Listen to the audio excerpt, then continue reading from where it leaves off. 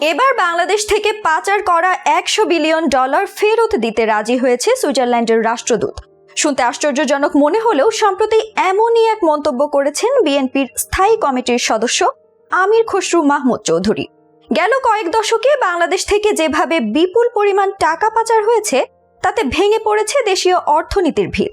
দুর্নীতির টাকা সহ ব্যবসায়ীদের গচ্ছিত টাকা দেশে না রেখে বিদেশে রাখাই কমেছে অর্থনীতির মান, বেড়েছে মূল্যস্ফীতি, নিত্যপণ্যের বাজার হয়েছে চড়া, আঙুল ফুলে কলাগাছ হয়েছেন গুটি কয়েক মানুষ। অথচ সে টাকার চাহিদা মেটাতে নতুন টাকা ছাপিয়ে যোগান দিতে বাধ্য হয়েছে বাংলাদেশের কেন্দ্রীয় ব্যাংক।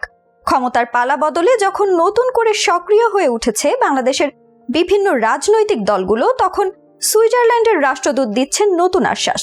তবে কি সত্যি ফিরবে পাচার হওয়া টাকা, নাকি নানা বেড়াজাল আর আন্তর্জাতিক আইনের মার প্যাচে আটকে যাবে সুইস ব্যাংকেই?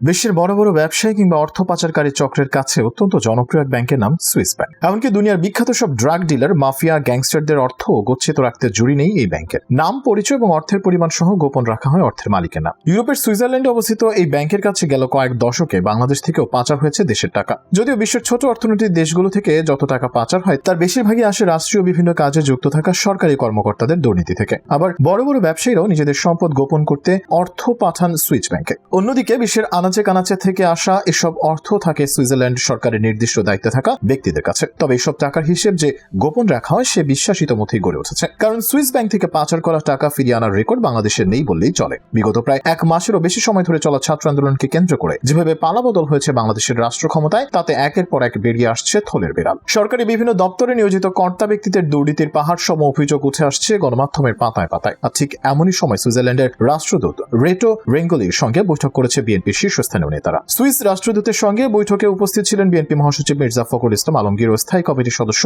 আমির খসরু। সূত্র মতে বৈঠকে বর্তমান পরিস্থিতি, অর্থনৈতিক অবস্থা, আওয়ামী লীগ সরকারের সময় সুইস ব্যাংকে পাচারকৃত অর্থ ফেরত আনা সহ সাংবিধানিক ও আর্থিক খাতের প্রতিষ্ঠানগুলোর সক্ষমতা বৃদ্ধির বিষয় নিয়ে আলোচনা হয়। আর সেখানেই সুইস ব্যাংকে পাচার হওয়া টাকা ফেরত দিতে সম্মত হয়েছেন সুইজারল্যান্ডের রাষ্ট্রদূত রেটো রেঙ্গলি। বৈঠক শেষে এমন দাবি জানিয়েছেন বিএনপির স্থায়ী কমিটির সদস্য আমির খসরু মাহমুদ চৌধুরী। গত 22 আগস্ট গুলশানে বিএনপি চেয়ারপারসনের রাজনৈতিক কার্যালয়ে রাষ্ট্রদূতের সঙ্গে বৈঠক শেষে কথা জানান তিনি। আমির খসরু জানান, বাংলাদেশ থেকে পাচার হওয়া $100 বিলিয়ন ফেরত আনার বিষয়ে সহযোগিতা করবে সুইজারল্যান্ড। হাজার কোটি টাকা পাচার হওয়ায় রিজার্ভ তলানিতে। সুইস রাষ্ট্রদূতকে বিষয়টি জানানো হয়েছে বলে উল্লেখ করেন এই বিএনপি নেতা। সিনিয়র এই নেতার দাবি, বৈঠকে অর্থনীতি পুনরুদ্ধার ও যৌক্তিক সময়ে নির্বাচনের বিষয়ে সহযোগিতার আশ্বাস দিয়েছেন সুইস রাষ্ট্রদূত। এছাড়া বৈঠকে অন্তর্বর্তীকালীন সরকারকে বিএনপি সব ধরনের সহযোগিতা করবে বলে সুইস রাষ্ট্রদূতকে স্পষ্ট করেছেন আমির খসরু। বৈঠক শেষে আমির খসরু সাংবাদিকদের আরো জানান, আমরা বারবার বলেছি $100 বিলিয়ন উপরে পাচার হয়েছে। বাংলাদেশে আজ অর্থনৈতিক অবস্থা, রিজার্ভের অবস্থা কোথায় গিয়ে দাঁড়িয়েছে সেটা আমরা জানি। একটা কঠিন অবস্থা, আওয়ামী লীগ সরকার এত টাকা পাচার করেছে যে দেশের রিজার্ভ একেবারে তলানিতে। বিএনপির এই নীতি নির্ধারকের মতে